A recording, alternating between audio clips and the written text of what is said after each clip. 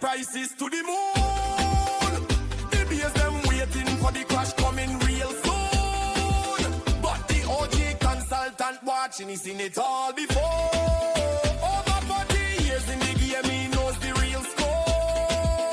Bull versus bear, a real estate fight. Peter Zalewski tell you who's wrong and who is right. In the Miami Condo investing club with no guess. He cuts through the noise and all of the mess. The Peter Zalewski Show. Big respect, OG in the game. Listen and learn the man's name. And up down.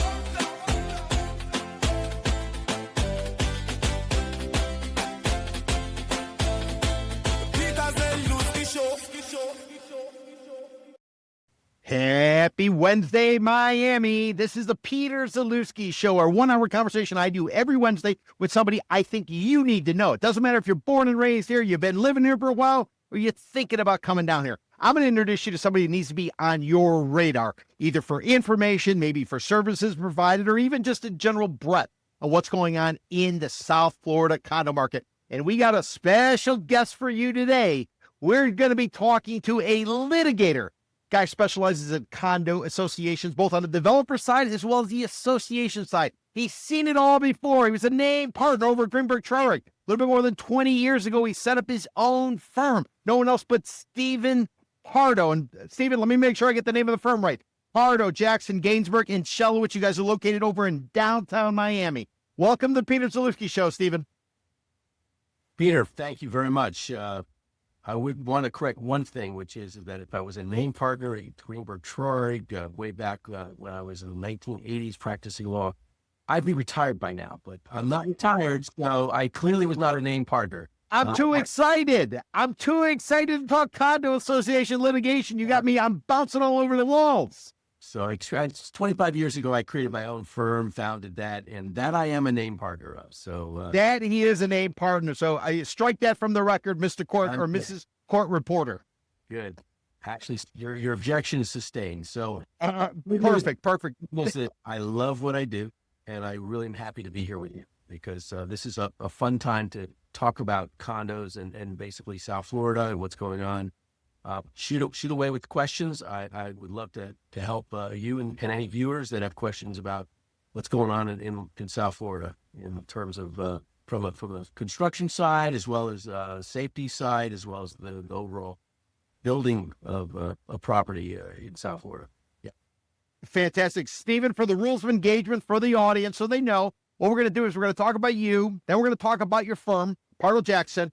Then we're going to get into some bigger picture types of topics. What I want to talk about is construction litigation as it pertains to condominium associations. I want to talk about the branding of condos. You were involved with a project called the Canyon Ranch, which overnight, everybody who bought into this because of the Canyon Ranch concept, holistic living out in New York, out in Arizona, and Miami Beach, disappeared overnight, and so did valuations. So I also want to talk about that, and I also want to talk about Surfside. We're coming up on the 5-year anniversary of that tragedy. Nearly 100 people died. A $1 billion settlement paid out to families of the victim.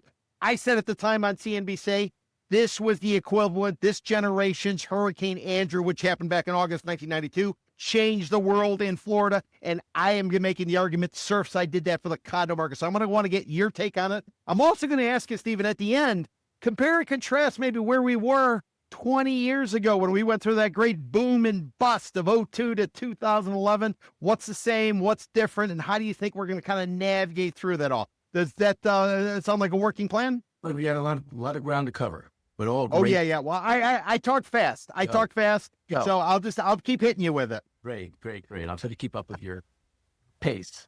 All right. So Stevan, let's start off with you. Are you originally were you born and raised in Miami? Born and raised a native Miami. A unicorn. You are a unicorn. 60s. I mean, I am like, I'm a dinosaur, a fossil down here. And what's amazing is that I've seen it all. I've seen the changes. Born in 1959. So I'm a late 1950s baby. And I grew up here, went to public school here. On Miami Beach. So I've seen that, how it's grown from a small little town to where you have the multi-gazillion dollar homes. with billionaires, living in this community. So I've seen a lot of change in a lot of ways. So from there, I went away and went to college. I was an undergrad at Duke University. I loved basketball, as you can well imagine, and in the 80s. And then I went on to go to law school as well at Duke, and then came back to practice law beginnings at Greenberg Traurig. At that time, I was the 63rd lawyer. Now it's 3,000 lawyers. Can you imagine Wow, who've all gone through the process. that? Yeah. There are many alumni out there. Many alumni out there. And I actually, besides working with the best and the brightest people that I ever could have imagined, an opportunity where I learned and became a partner there, ultimately was heading up a lot of the construction law practice at the firm back in the early 90s. Ultimately, me and my wife, who was ultimately a partner at the firm, and have 3 kids, and so a lot to be thankful for, having gone and done the path of coming back to Miami, to my roots, and practicing law, and continuing to do it now, in my 45th year. So pretty cool. What a cool story. Steven, the next natural question is, you're somebody who specializes in condominiums. Would you or do you live in a condo? Or are you smarter or not as smart to be in one of these condos? Because right now, everybody's screaming bloody murder in these condos because the cost of condo living's gone up because of rising maintenance fees, because of special assessments, and we all know what's going on with the insurance premium. Tell the audience, Steven, is it a good idea to live in a condo, and do you live in a condo? So let me say this, because we had a little preview about this. I have built several homes for myself to live in over the years. But I today live in a condo, and it is not an inexpensive proposition by any means. And so it's not for the weak at heart, and you certainly have to have full transparency and full understanding of what you're getting into. It's a transaction that is more complicated today because of some of the reasons you mentioned, which is the Champlain South catastrophe and disaster, the legislative changes that have unfolded after that catastrophe, and just overall the marketplace in South Florida, because you're getting 2 things going on, which we'll talk about, I'm sure at some point, which is it's a hot market, even in the condo market, but condos are becoming so expensive that it's very difficult. It's coming out of reach from the average buyer, who is now very concerned. Can they afford for the unanticipated reserves and the unanticipated maintenance fees, as well as the unanticipated, what was happening with taxes, real estate taxes, and insurance, because they live in a flood zone. So when you take all of those factors into consideration, it's a very, very difficult decision. But ultimately, for choice of being an empty nester, finally, after many years waiting to be an empty nester, being in a condo is a simpler life. It is certainly an easier life for someone who is traveling, or someone who is not in a position where they want to continue to be individually maintaining the pool, the grounds, and all the other things that come with home ownership. Anyway, so I'll stop there and say, I am a condo owner, so I personally experience the pain of everyone who lives in a condo. But I love my community. I love living in a condo. That's trade-off, and I think you have to have all of those things. And because if you don't have a good community, then why live in a condo? It's just so you have to have the full package, is what I call it. So you have to do your due diligence and make sure that you carefully consider all the factors, full transparency. Look at the financial budgets. Look at ultimately the reserves, making sure there's no surprises. There's lots, Peter, you know what they need to look at. You tell them what they need to look at, because you know what has to be considered before you buy a condo. And I did. I looked at everything. I looked at the condo documents. I actually read them, making sure I understood what the rules and regulations were. I have a dog. You got to make sure that your dog's not going to be a violation. You got to make sure your dog, if it barks, which mine barks. So I have an 18-year-old dog. My dog barks a lot when I'm not home. You don't want to find out they want to evict you because your dog is barking too loud. Your neighbors may not like that barking dog. So there are things about living in a condo that are compromised. It's because you're living in a community, and people care about whether dogs are barking, whether people are blaring their music too loud, and you're not in your own little safe little cocoon in your home anymore. You're part of a community. Anyway, enough about that. So you want to talk? How did you get into? How did you get in the law? Was that a family business? Did parents do it or something? Father was a lawyer. My brother was a lawyer. My brother-in-law was a lawyer. I think everybody that I could imagine that was close to me was a lawyer.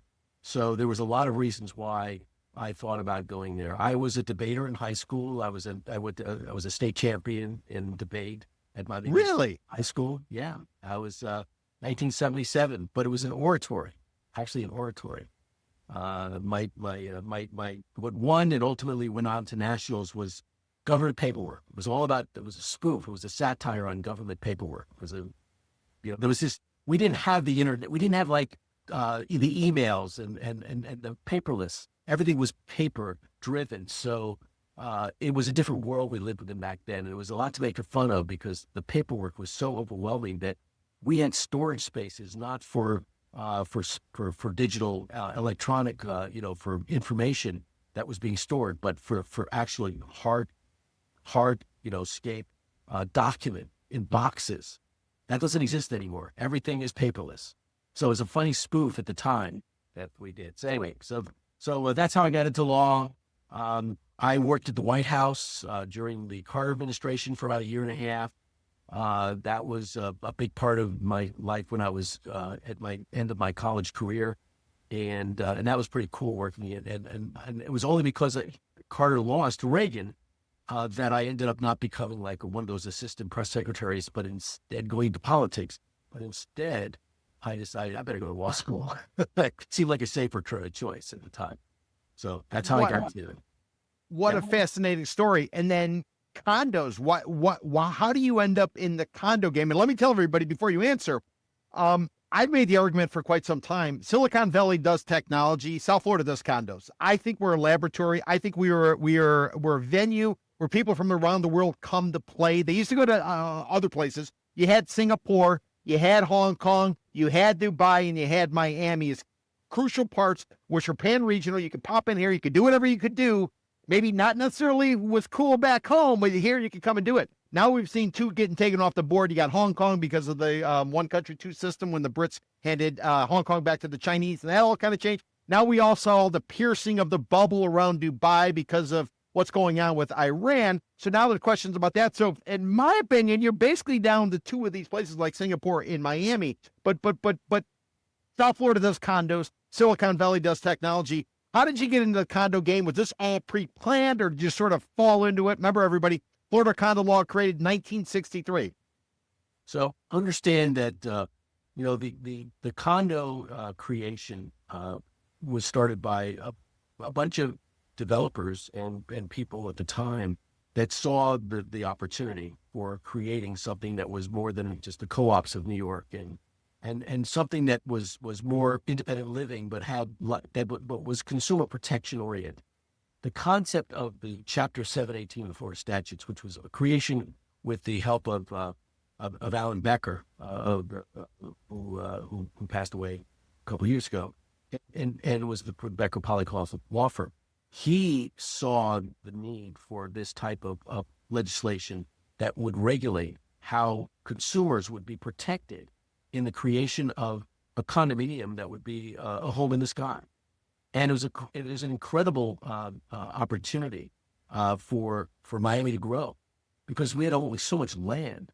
And so the only way that Miami was going to grow is if it went up vertically for the most part and also for affordability purposes. And construction was becoming more sophisticated, so you could build higher and higher and higher. So land use regulations then allowed higher densities over time from the 50s to the 60s and then into the 70s. And that then allowed for the creation of these condominiums. But remember, it was a creation of its own. So we became the incubators of this type of new creation because it didn't exist anywhere else.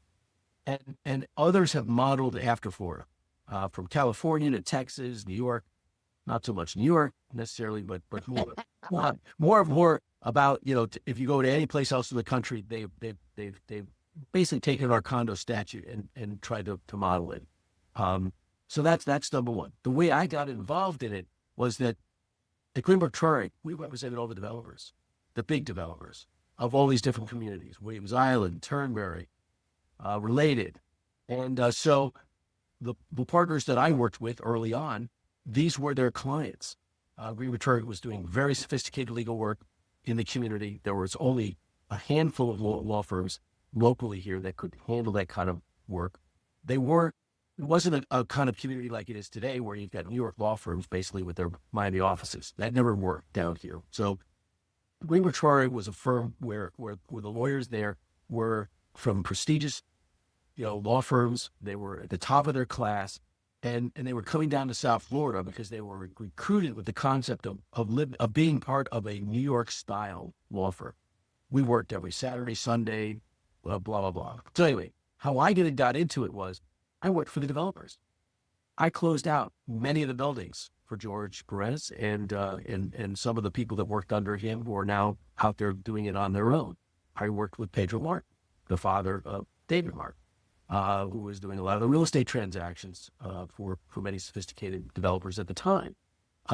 And I was involved in everything from the sales, how the sales teams were doing their job, to how ultimately contractors were doing their job to build responsibly, and ultimately making sure that the projects got closed out and turned over to the unit owners in the best possible shape. What I really enjoyed most about it is that these were developers that I watched them grow and become some of the biggest developers that we ever had in this community. I represented Lennar and others. There were a lot of other law firms that represented them too, but to be able to have the opportunity to have that opportunity to work with so many of them allowed me to understand what it took to develop and what it meant to build a condo, and what ultimately what was necessary for the consumers to be protected, because the last thing we wanted was lawsuits. Lawsuits are not good for anybody. They're not good for the developer because their reputations are at stake. So my job is to make sure that the consumers, the customers, that you serve them and make sure they're happy and make sure you do the best you can. So I was very much of a service-oriented lawyer. I wasn't looking to be a litigator or a trial, to go to trial. I was there to try to make sure that they were getting what they thought they were getting, and if they didn't, then you have to explain to them what it was ultimately at the end of the day that was delivered. And sometimes we would agree to disagree, but we avoided a lot of conflicts that way by being transparent and honest about the situation. And I really loved working with the developers. Now, I probably will tell you I don't work with the developers these days, because you went to the other side. Now you're going against them. The developers could have hired me, but I went to I created a boutique firm about 25 years ago, and saw the opportunity of representing what I would call the little guys, the ones who are the consumers, the ones who need protection, the ones who need to be able to be well represented. And I felt like I had the knowledge and the experience and the ability to help them, because that's really what I wanted to do at that point. At some point in your career, you come to a point in that career where you say, you know what? It's about helping others. It's trying to make a difference in the world to make the whatever is happening better than what it otherwise would be. And I got to that point probably in my late 40s to early 50s.